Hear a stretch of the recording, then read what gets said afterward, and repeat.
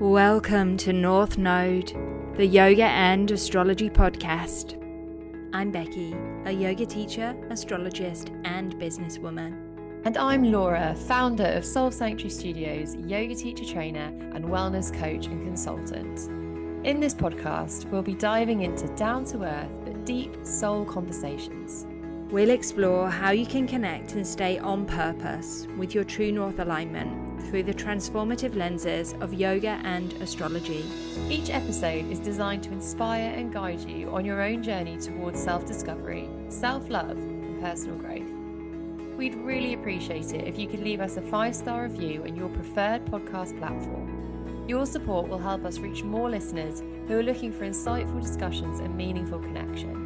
Thanks so much for joining us. Now, let's dive into today's episode.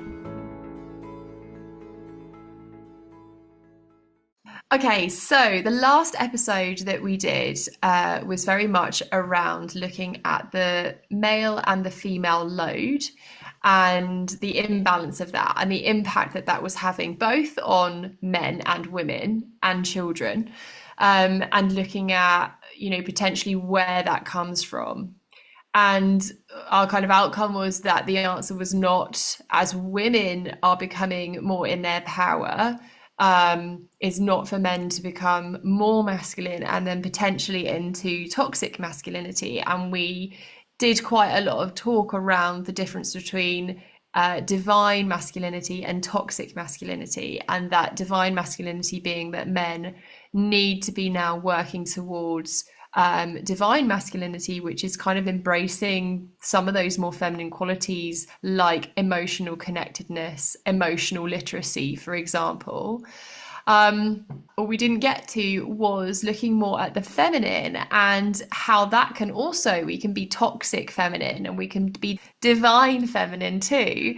So Beck, can you give us a definition on those two so that we have a good understanding of that as well, please? Yeah, I think that's a really good place to start and pick up from the last episode.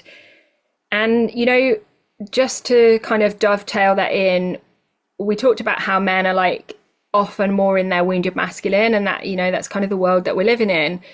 And then kind of the women often meet them as well. We talked about women being more in their masculine to because that's the pressure of the world. But then women also respond in a wounded way as well. So yes, we're generalizing and talking about men and women here, but a reminder that what we're really trying to do is balance femininity and masculinity within ourselves. So what we want to do is encourage the balance of the divine masculine and the divine feminine within. So I just wanted to kind of just dovetail that in before we really dive into the feminine qualities. So let's start with the toxic feminine qualities. And the first one that I've got written down here is insecurity. So toxic femininity often stems from a deep sense of insecurity, especially in situations and environments where women are pitted against each other as competition rather than supportive of each other. So the way that I often think of this is like sister wounds. And we see this, I work in an office, and you often see this, well, not so much because we've done a lot of work on our culture, but you see this like women seeing each other as competition. And really that comes from a place of insecurity and low self-esteem. So then there's this need for external validation. So, you see it when women are trying to compete for the same male attention. And again, it's this struggle with self-worth and therefore overcompensating by relying on external approval, whether that's then through appearance. And this is where beauty standards and all of that stuff that we did talk about this on a previous episode, like beauty standards and the need to look a certain way come in, relying on relationships and losing self in a relationship. And of course, then this leads to unhealthy behavior, attachment styles in relationships, and a general lack of inner confidence. So yeah, I don't know if there's anything you want to add to that around Yeah, insecurity. um, yeah, I think, I mean, I'm sure we can all bring to mind, people spring to mind where, and there's not, this is not like a criticism, it's with compassion that you can see and understand at times why that toxicity is coming out, you know, in terms of insecurity, neediness, and it is that it's really like approval seeking, isn't it? Or like codependency maybe. So just really like needing other people, potentially men, you know, to kind of fulfill their sense of self. But no, I think you've covered the majority of it, Beck. Okay, great. And I think, yeah, well, like with that needing the approval of men, you know, and being in this insecure state, that really feeds the masculine, the toxic masculine of not respecting women or, you know, feeding the real ego side of male as well. So, you know, you can see like how these things really start to like feed each other as well. Because then maybe he doesn't treat her in a way that's like respectful, and sees her as insecure. You know, like these two energies keep feeding each other. Yeah, Yeah. absolutely. Okay. Okay, so what else on the toxic feminine? So we talked about strength with the divine and the toxic masculine. We've got softness for women. So softness is a beautiful quality. It's like this expression of femininity, but toxic femininity can just like take this softness into fawning, constantly people pleasing, like enabling really bad behavior, suppressing your own needs to avoid conflict. And really that comes from a place of fear. It's not true compassion. And it's rooted in the need to maintain this approval and to avoid rejection. So it's often a conditioned response, teaching people to kind of dismiss how they feel, their desires, their boundaries in order to like keep the peace or secure approval and affection. And for me, this comes hand in hand with inauthenticity. And I think that's why I struggle so much with inauthenticity, because not necessarily that the person's being inauthentic, but because it can sometimes come from this like neediness of like, love me, like, you know, I'll be what you want me to be. I won't be myself. And you know, that just feels like such a shame. So I think, yeah, the fawning, and we know as well, we've spoken in our episode on stress, it's a stress response. So it is that like survival mechanism, like fawn to stay alive, to be accepted, to be part of the group, you know. So yeah, it's the fawning and the inauthenticity, I think as well, can come with that toxic feminine. Yeah, like when you think about people pleasing here, you know, which is what this is people are often like, oh yeah, I'm such a people pleaser, and like almost wear that as a badge of honor. And it's like, you've got to be real about what people pleasing is. It's the inability to be with that level of discomfort within yourself, the inability to feel something like guilt, maybe, you know, because you're putting your own needs first. So people have got to really stop wearing people pleasing as a badge of honor. You know, I really believe that. Yeah, for themselves, right? Yes. Yeah. Exactly. Because this also, I think, comes hand in hand with toxic femininity can be the victim. Yes. Yeah. That's Um, kind of my next point, was exactly that, you know, being the victim. It's like it embodies a version of a woman who then becomes like tame and controlled and has to play the victim, and then starts to identify with that. And then, you know, that suppresses their personal freedom. And then it's like, what happens with that then is this form of femininity like turns manipulative, because yeah. then they're like, how do I get what I want then, really? Okay, like I've got to use charm, I've got to use the way I look, I've got to be really sweet, instead of actually just saying like, this is what I want, this is what I need, and these are my boundaries and my standards. So it's like playing the victim or using guilt to get other people to act in a way that you want them to act.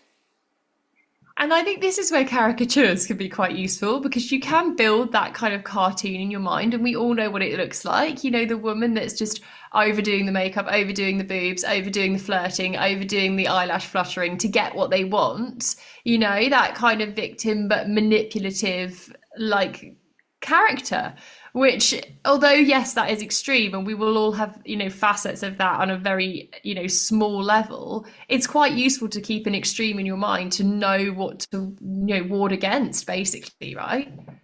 Yeah, exactly. You know, and you can, in a way, like link that directly to what you talked about with eyelashes, like beauty standards, like who you really putting your false eyelashes on for, you know? And that might be really uncomfortable for people to hear. You know, we all want to look good, I get that, but it's like, yes, because you believe like the way that you look is so important to get what you want. And yeah, I feel like that's a bit of a truth bomb that people might not like to hear, but you know, if we don't speak about things, then you know, how are we ever going to shine a light on things? So yeah. Love it. Love your truth bombs, Beck. Keep them coming. Okay. Yeah, that's what I've got on toxic femininity. Have you got anything else? I've got being disconnected from your intuition. So, you know, when society teaches that feminine qualities like intuition and even emotional intelligence are weaknesses, you know, I got told I was very emotional yesterday at work. And I'm like, that's not a weakness. Because, you know, it's like our emotions are there to guide us. And yes, you know, we've got to understand and feel that emotion to know and not, you know, not necessarily react from it. But, you know, when we suppress that and suppress our intuition, which intuition really is just like this feeling in our gut that's trying to guide us, you know, I think intuition is linked to the spleen. And the spleen is like the thing that produces white blood cells to keep our body safe from disease, you know, and to react to disease. Like the spleen also gives us like this sense of knowing when something isn't right, you know, and then that can lead us off track if we ignore it and constantly seeking then answers outside of ourselves, trying to look for logic, like Googling everything. And that can really lead us to feeling like disempowered and decisions that are then made from a place of fear and conditioning, not really what like our inner self that we've talked about, the gut brain before, you know, it's literally what it is trying to guide us. Yeah, so that I feel like that's a really big one to talk about. And then I've got, you know, when you were talking about that caricature of the, you know, the woman earlier, it's like also like using emotion to control or create drama. So we, you know, we're talking about the power of emotion here, but if you're using it as a weapon, like crying to manipulate something, or like using emotional outbursts to shift attention or control a situation, you know, that's just going to perpetuate this drama and this instability and this inauthenticity. So again, like emotional manipulation is coming from a place of insecurity where we feel powerless, and we're resorting to that in order to try and get the outcome that we want, rather than engaging in truthful, authentic, honest communication. Which, yeah, I get is hard, but you know, it's what we've got to do. And unfortunately, you know, the world is much more aware in a way. They might not call it toxic femininity, but like there are these stereotypes that exist around, you know, women behaving in this way. And then, you know, what that does is like labels all emotion as bad instead of, you know, discerning that, okay, you know, this is inauthentic or authentic. So I think, you know, that's an important one. Yeah, and I think that leads really nicely on to it's what is divine feminine, because when we speak about being emotional, like I joke when somebody calls you emotional yesterday, I mean that's a difficult thing to happen, but what I was saying was like, did you say thank you? Because for me, like that's a compliment. You know, we work with people who can't access emotion. And that is the easier way to be shut off. So if for me, if someone's emotional, I'm like, well, they've done the work, they're able to access their emotions. So it is a really good thing. However, like, yeah, what we're saying is not like overly using those emotions to manipulate. So it's about finding this middle ground, this balance, which is basically, I think, what divine kind of means is like in balance, you know. So it's about, we spoke about divine masculinity and toxic masculinity. You know, you overdo masculinity, it becomes toxic. Anything that is in excess or is too much is toxic. So anything too masculine, abusive, you know, aggressive, controlling, you know, all of that misogynistic stuff, that is too masculine, that is toxic.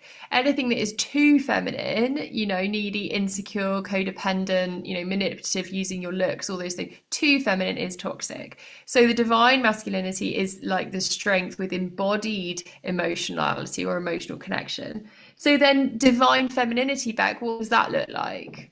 So if we start with that point, you know, of emotion, like the divine feminine holds compassion in the highest regard. It's like meeting the world with an open heart.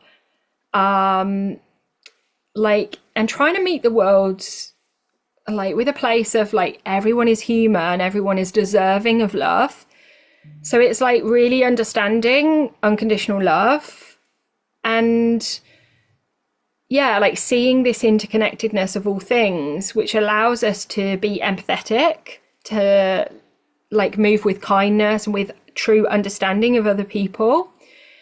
And like really working with an energy of forgiveness, like, you know, letting go of like a you know, a toxic situation through, you know, if we don't forgive, like we're holding on to that emotion forever.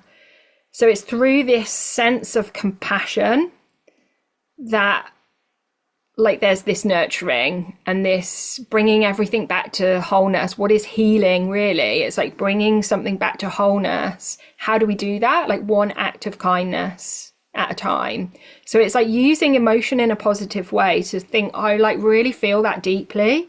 I really want to do something about that. And then, you know, taking that action. So yeah, I would say like that is a divine feminine quality. And, you know, with this open-heartedness, we talked about the toxic masculine being spiritually closed down.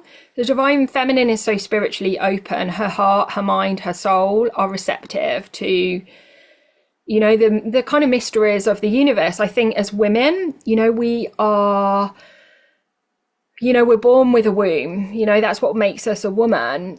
And yeah, I know there's nuance around that topic that, you know, kind of not going to go down that avenue today, but we're born with this ability to like have, you know, a child grow literally from the cells in our body. And so we understand like, wow, like that is magic. That is a miracle. You know, we're born with that quality. And so therefore there is this understanding of spirituality that is just within us, whether we choose to have children or not is, you know, kind of irrelevant. Yes, you know, if we have children, we literally feel that, but we're born with that kind of connection to the divine, because, you know, you have this ability to grow the cells, but then also like, you know, those cells become a soul, like it's a literal human. So the divine feminine is like able to welcome the unseen, the intangible, the unknown. You know, it's just more inherent within us, which is why I believe like women find spirituality easier to a certain extent. You know, they're not so closed off to it. And this is what the masculine has to work with to kind of bring that back to the masculine as well, you know.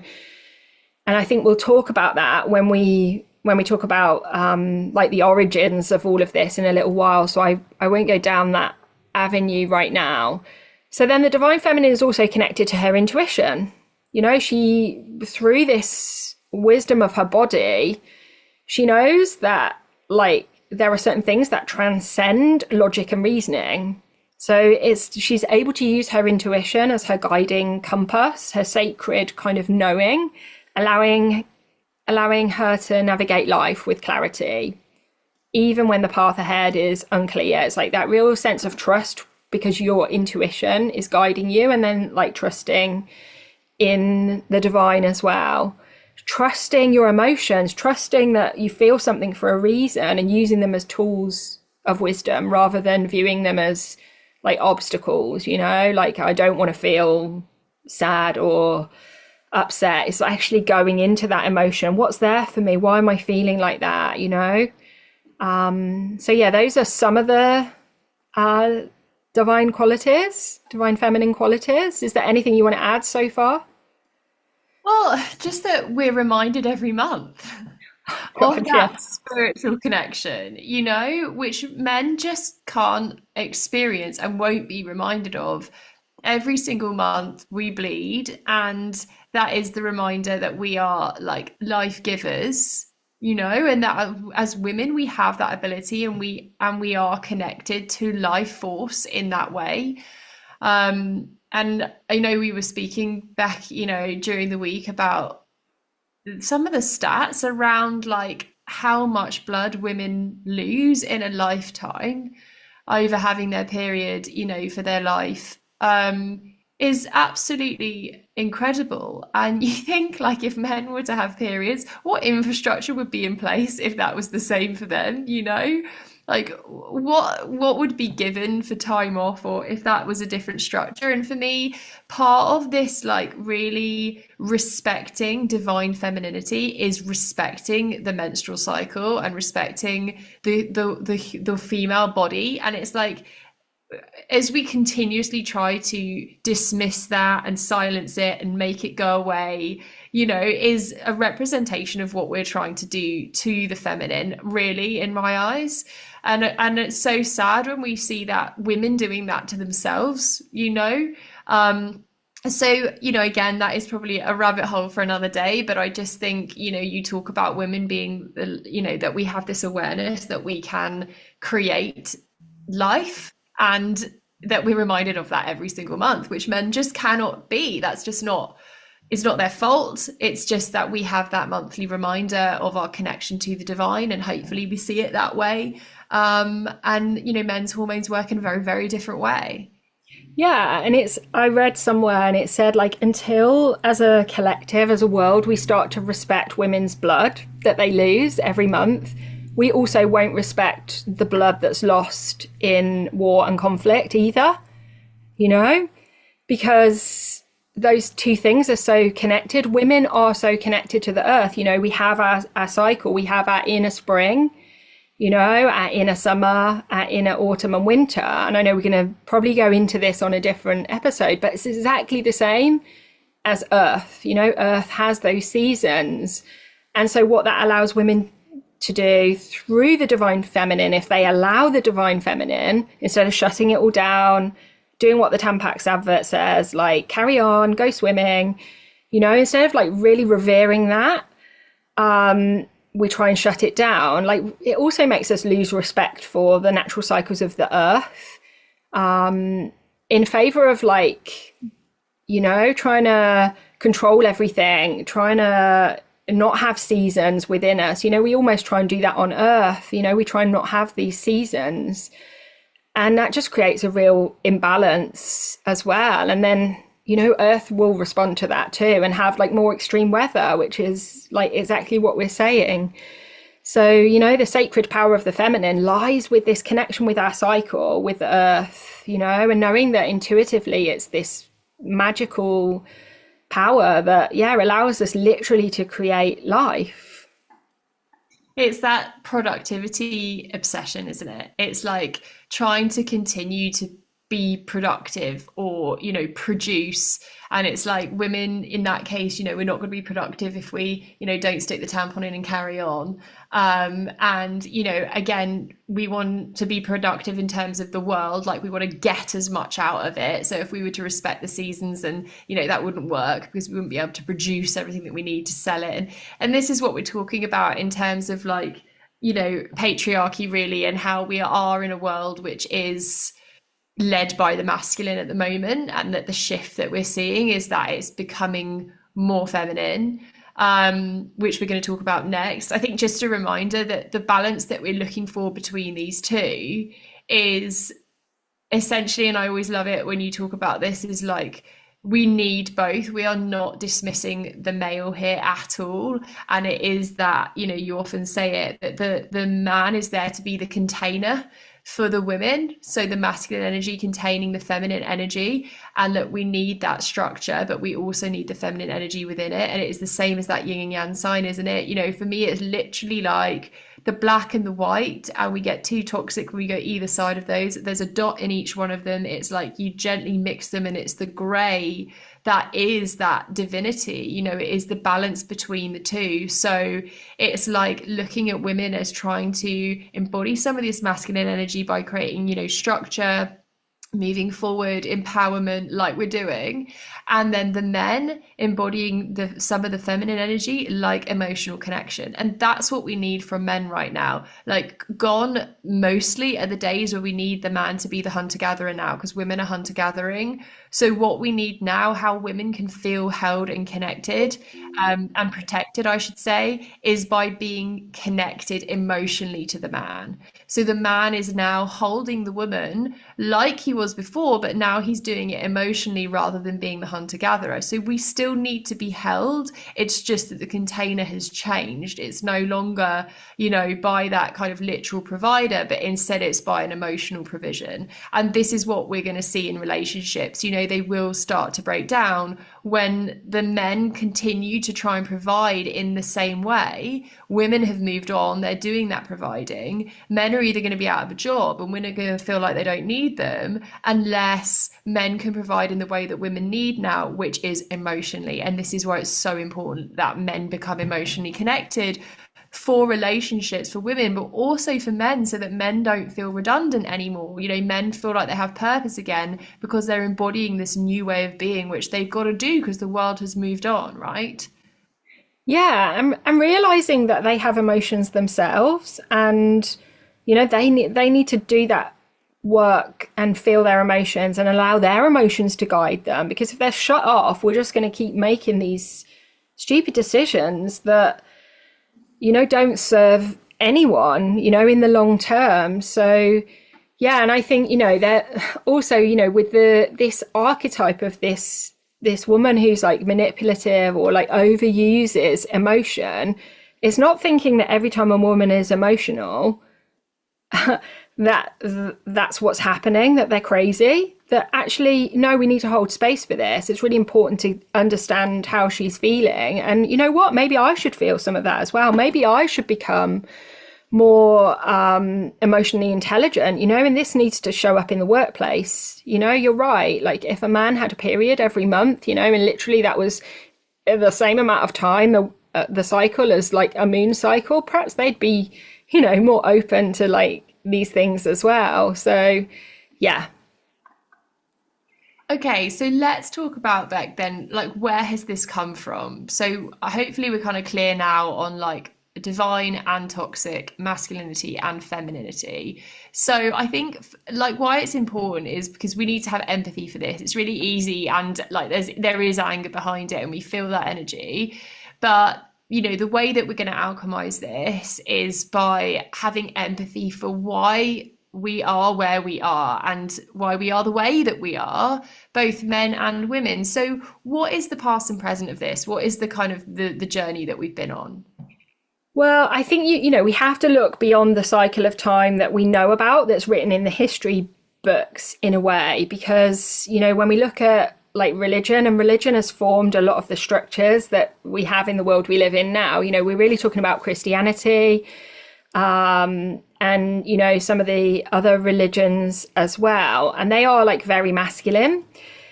And so really a lot of this has been guided by religion. But if we go back further than that, you know, to the golden ages, like we had this goddess culture, you know, all of these different Hindu goddesses, and, you know, probably, you know, further back than that as well, where it's not written down, but like the divinity was, femininity was revered.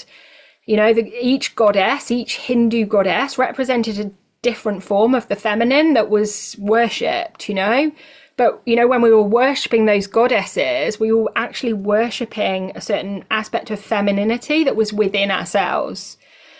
And we've moved on from that to religion that is like puts God in the sky as a man, as a masculine character outside of ourselves, So, and then the whole of society and the world we live in now has really been shaped by that in a way. So for me, it starts with religion as like the first point of patriarchy. What we're talking about is patriarchy.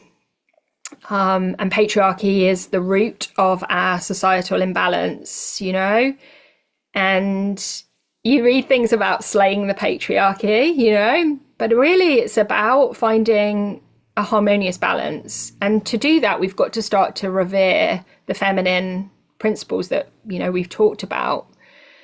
So yeah, we've moved from this worship of many goddesses that represented the different aspects of femininity, the less beautiful aspects as well of woman, we've got the goddess Kali, and she represents like anger, and we were allowed to worship that instead to like this very divine, but it's not kind of true, this idea of this perfect masculine energy as God outside of ourselves. So externalizing it, masculinizing it, and then that is just a mirror to what we see on earth with hierarchy, dominance, separation, seeing God as this distant figure, not as a part of self in a way, creates this huge disconnection from what is sacred, and what is like material. Well, exactly, because also that element of God, and I know we're going to unpack some of this in later episodes, but is this like right or wrong? It's almost the telling off. For me, there's no real difference to like trying to get Lenny to behave because Santa's watching, right? As to what we're kind of doing on a daily basis with this perfect God image that we could end up in heaven or hell. And, that there's a real disconnection there to like to self and to feeling. And it's fear-based, isn't it? I mean, so when we look at that, what a shift from like honoring the goddesses, in every part of them, the good, the angry, all welcoming all emotions, to then moving to, the one masculine perfect God. And if there is, anger or, bad behavior, then hell, right, is a massive shift. And I think maybe a timeline is useful where we look at how this happened. So basically, like the patriarchy being this social system where men hold primary power is like what we're talking about, not unique to any kind of one culture or society, but that it emerged gradually in various parts of the world over thousands of years. So starting off with an agricultural revolution, which was this shift from the hunter-gatherer that we're talking about. And as societies then settled, it led to this accumulation of property and resources, which then required systems of control and inheritance. So men then often controlled the land and the labor, and so the power began to shift towards the male-dominated hierarchies. And then you had urbanization and formations of states. And so then as civilizations developed, you've got the rise of cities and political systems and social roles. And those laws and cultural norms were reinforced by male authority, especially when it came to, inheritance, leadership and religion. So we just see the men, just working their way up to the top kind of organically, what has led to this patriarchy. And now we have these religious and philosophical systems which have patriarchal values, which, become further entrenched through like religious teachings and laws and cultural stories. And all the early religious texts, divine authority was represented in male forms, and women's roles were marginalized or subordinate. It was just, that was the way that it was. And things have changed, but, not massively. Do you think? Yeah, and I feel like it's really important to talk about atheism here, because a lot of people will say, yeah, but like not that many people follow religion now. I'm an atheist. I don't believe in God, right? But do you know what that represents? It's like, if you think of like God the Father, which is how, we're saying that this is now in the world, it's like, okay, so you don't even believe in that. Like, that is like literally the absence of a caring father.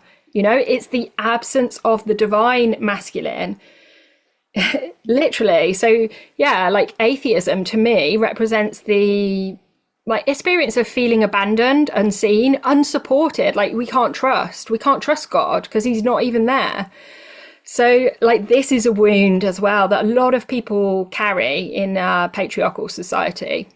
So yeah. And you know what? I think at a deep level, men know there is this fragmentation, if you want, of like women, because they're conditioned too by these patriarchal ideals. It's like the Madonna whore complex, which people might be aware of. It's like at some deep level, men know that they need the Madonna, who is like the ideal for marriage and family. And they need like the whore, the seductive woman who's connected to her sexuality. She's connected to her womb, all these things we've talked about with creativity. And, we've seen this play out over generations. They marry a certain type of woman, because woman is conditioned to believe they've got to be the good girl and do this, or they're the whore, and we still see that play out, like when women dress a certain way, like there's this judgment. So at a deep level, men intuitively know that they want both qualities, and the only way they can get that is like marry the Madonna and then like have an affair, with the whore. And this leads to disconnection when men struggle to embrace the wholeness of woman, who embodies the sacred and the sensual. She embodies all the archetypes of like the goddesses. So yeah, like, and true healing comes with bringing all that back together. Are women allowed to sort of be all of those archetypes? Men, yes, they need to allow women to do that. Women need to allow them to do it themselves.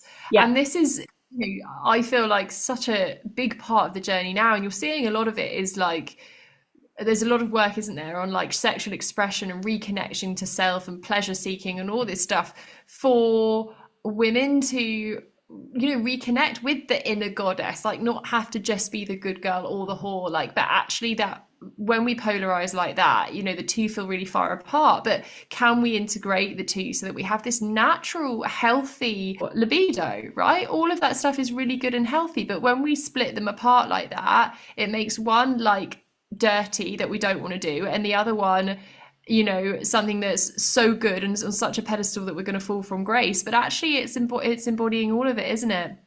Yeah. So, yeah, and it's like showing literally in religion, this is done. You have like Mother Mary, the mother of Jesus, she is made out to be like this such a pure woman who is disconnected from like the act of actually bringing that baby into her body, and so we've put that on this huge pedestal that's unachievable for women, right? We can't do that, like not right now, anyway. Maybe we can as like consciousness ascends, because what Mother Mary really did was work with the energy of spirit and light, to kind of bring that baby into her body. But we've like disconnected it from like the truth of how we have babies, right now in 2025. And then, through the whore archetype, we've got like Mary Magdalene, who was, she's, you may have heard of her, but often she's portrayed as like this prostitute or this, this woman who wasn't married, but actually she was Jesus's partner and Jesus's equal. So we've like, we've used that story of the masculine and the feminine to really form patriarchy. So yeah, like we've got to start to recognize that we can all be everything, and not demonize sexuality, Absolutely. And I think this ties in really nicely to what we're talking about with the father and the mother wounds and wounding, because at the beginning of this episode, you spoke about wounding, and I know like it's language that you use all the time, Beck, but some people won't be familiar with that idea, with the wounded masculine or the wounded feminine. And now that we have an understanding, that goes hand in hand with the toxic, doesn't it? So Yeah, it's toxic is interchangeable with wounded. They're the same thing. Yeah. they're the same thing, but I think that's interesting, isn't it? It's an interesting switch in language, though, because I think when we look at toxic masculinity, there's, for me anyway, there's almost like a fight. There's a like, ugh, like you're toxic. When you switch the word to wounded masculine, for me, it immediately evokes empathy. It's like this person is being this way because of what has happened to them in life so far. They are wounded and it's making them toxic. And I think that's a much more healthy way to look at it. So where does the wounding start? We've touched on a lot of it there in some depth around the religious aspect. But when we look a bit more closely to us, so we look at our fathers and our grandfathers, what does that look like? Yeah, so we've talked a lot about really cultural influences on us as humans and as society. But of course, we're born into families where our primary influence, for most of us is our mother, our father, yeah, and our grandparents as well. So, we are going to become the product of, yeah, however we're treated as well in childhood. And some of that's going to be positive. Those, our mothers, our fathers, they're all products of like generational trauma and have wounding themselves that then is like imprinted onto us. So, yeah, we can look at like what the father wound looks like and why, and the mother wound as well. So the father wound basically referring to emotional pain or injury a person may experience from the relationship with their father. So a father wound is, the result of the relationship with the father. And this can be from forms of neglect, abandonment, criticism, emotional unavailability, or physical or verbal abuse in more extreme situations. So whilst every father-child relationship is unique, so common manifestations of this father wound would include things like emotional unavailability or detachment. So this is the father who is distant, uninvolved, absent, physically or emotionally, because they can be there but still be emotionally totally unavailable or detached, which I think is more common than we probably realise, which creates feelings of inadequacy, abandonment in the child. And, we've spoken a lot about connection on this podcast, and I think this is why this is so important, because if a man is not connected to himself, if a woman is not connected to herself, how are they supposed to be connected to their child? If they don't have emotional literacy within themselves, how are they going to hold space for their child who has all these massive emotions? If we don't understand our own emotions as adults, how on earth are we supposed to educate these children with their emotions as they come into the world? So the result is, the fathers are shut down, emotionally disconnected, and the child then has this feeling of inadequacy growing up, right? Things like criticism. So the father wound being, maybe highly critical, overcritical, perfectionist, which leads the child to feel unworthy, unlovable, or incapable of meeting expectations. And then you've got things like physical or verbal abuse. So abuse by the father can lead to these feelings of fear, like the world is maybe a bad place, low self-esteem, anger, a bad sense of personal value, not being a good person. We see all of this on teacher training, don't we? Like, it's so interesting, time and time again.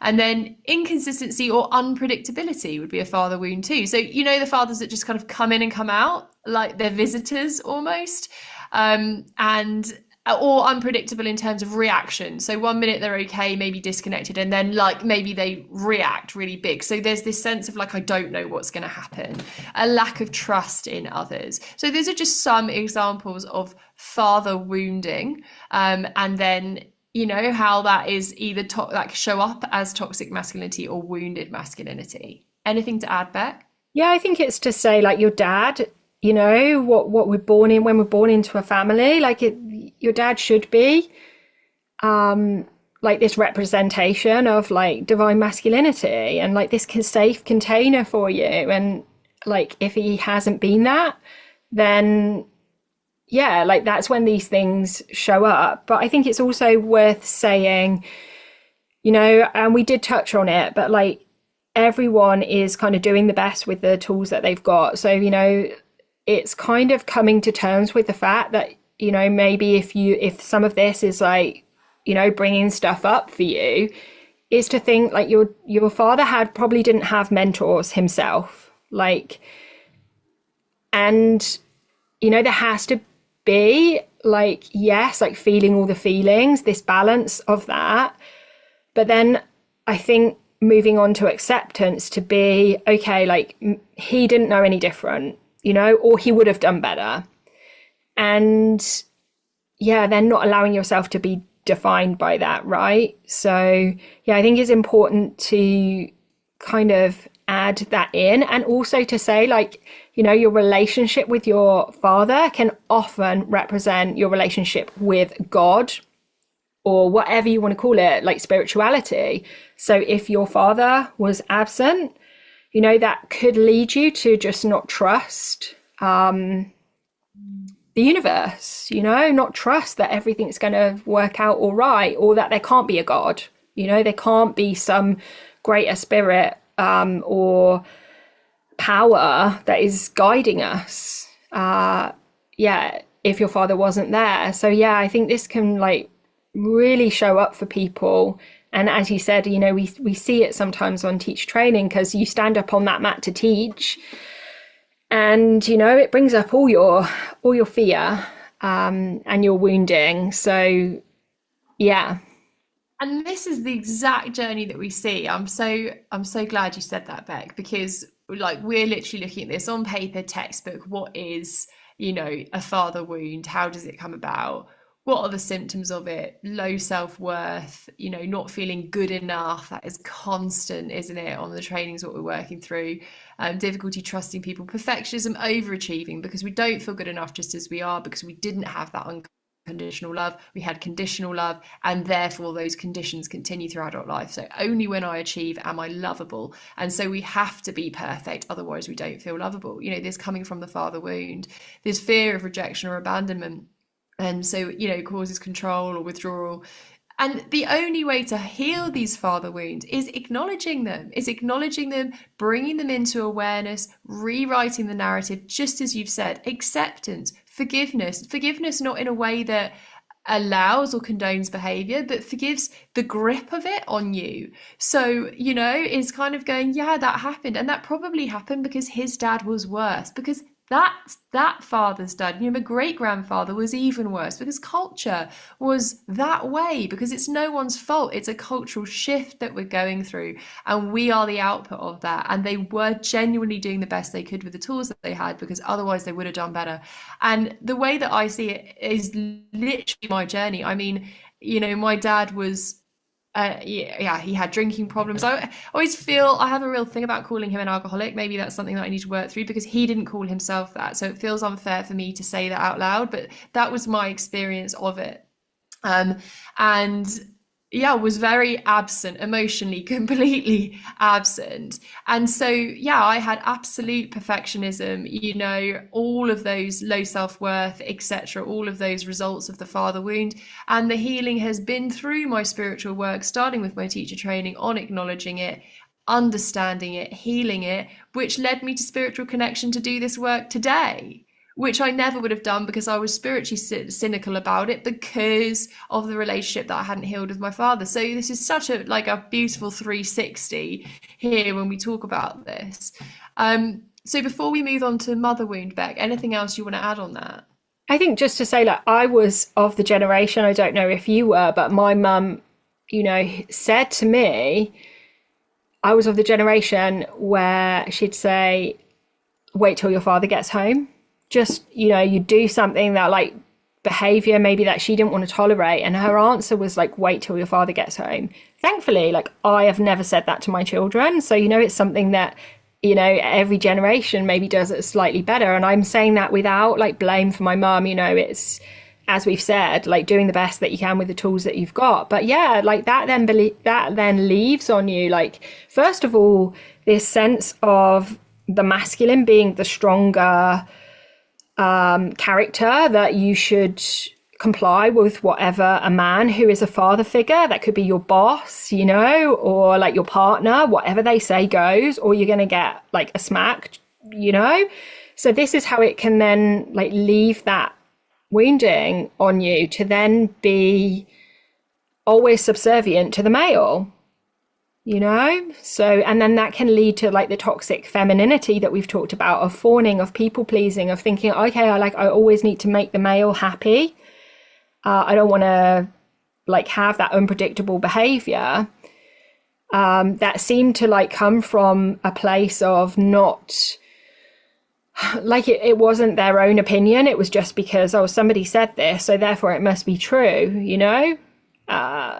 Yeah, so I think that's the only thing that I'd add around father wounds. And there could be people listening who like literally remember their mum saying that. Yeah, and again, like it's coming then, okay, coming to accept that, and it just was of its time, and yeah, having that sense of forgiveness around it, but realizing, okay, like that might have left a mark on me in terms of how I show up in other relationships now. So that's just one kind of example of it, like pretty minor, you know, people go through a lot worse, right? So yeah.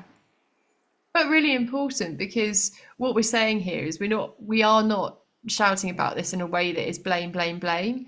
Hopefully what's coming across is this is knowledge, this is literally facts, this is like, you know, cause and effect, and something is done and there is an effect of it, and that's just the facts, you know. But what we then do with that, hopefully, is the alchemy, is the like bring it into light, be truthful about it, step one, and then heal in a way that is acceptance, have the education around that, of the patriarchy and how it's evolved, know that it's had an impact, but without the hate and without the anger, and let that lead to connection, which is, you know, to the divine, or whatever it is that's going to be the outcome of that, is the best result. So then touching on the mother wounding, so interestingly, as you said, these two feed into each other. And actually, if I'm really honest, I see this in mine and Adam's relationship, not on the like scale of our fathers or grandfathers, but still knowing that men have a long way to go in terms of emotional connection. So Adam being less emotionally connected, and sometimes very much so, leads me to overcompensate. And so when I read this, I'm triggered, because I'm like, I think this is happening in the way that like I can smother, I'll fill that gap, right? So like mother wounding being overprotection or smothering, so overly controlling or enmeshed, sometimes a feeling of suffocation, lacking of independence within the child, which can lead to a fear of asserting boundaries or making independent decisions. I mean, my sister and I were only talking about this yesterday. I think one of the things that I found so difficult moving into motherhood, if I'm really honest about it, and this might sound pathetic, but like my mum did everything for us because my dad was absent.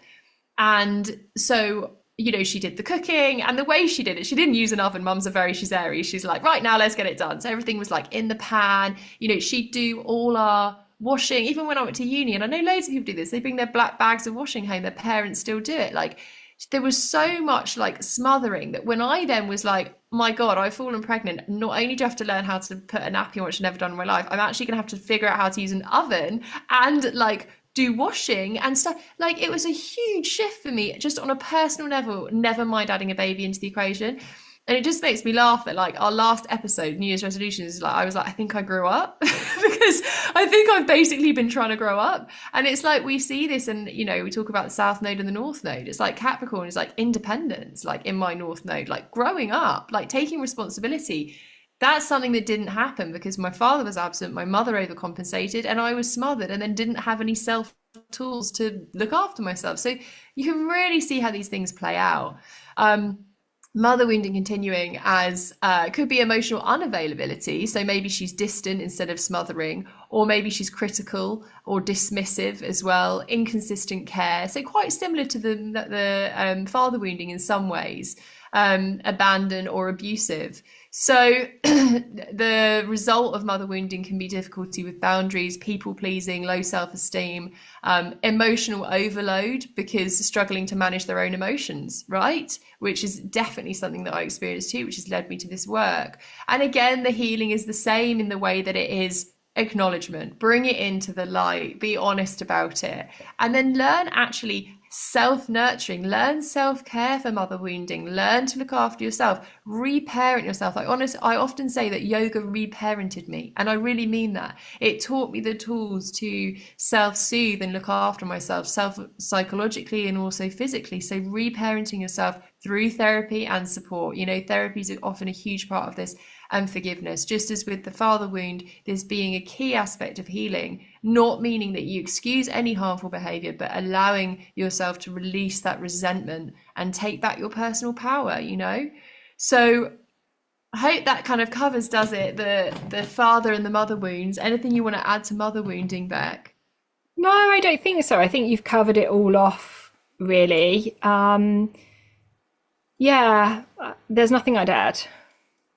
So yeah, we've talked a lot today about divine femininity, toxic or wounded femininity. And what we've seen for generations, for millennia now, is that patriarchy has really suppressed feminine energy, leading to these deep wounds within women, generational trauma, and the silencing of things like intuition, self-expression, compassion. And what we're seeing right now across the globe is like the rise of the divine feminine, women becoming more spiritually awake, more aware of all of this stuff, because they carry within them this like awareness of the need for healing, not just for themselves, but for the world. So as women rise, I think how I would really close this episode off is say that we need to do this with a call to healing, to not rising to be the wounded feminine or the wounded masculine, not to destroy or to think that we're better than men. Like, we've got to create this balance. We've got to seek out this restoration of balance, which was there historically. And looking at our personal wounds and the collective wounds, and yeah, like rewrite this story of what it means to embody power, the divine masculine, and love, the divine feminine at the same time. So yeah, that's how I would round it off. Beautiful. Thanks, Beck. Thanks so much for listening to this episode. Your time is precious, and we truly appreciate you spending it with us. We look forward to having you join us again soon. So take care, and we'll catch you in the next episode.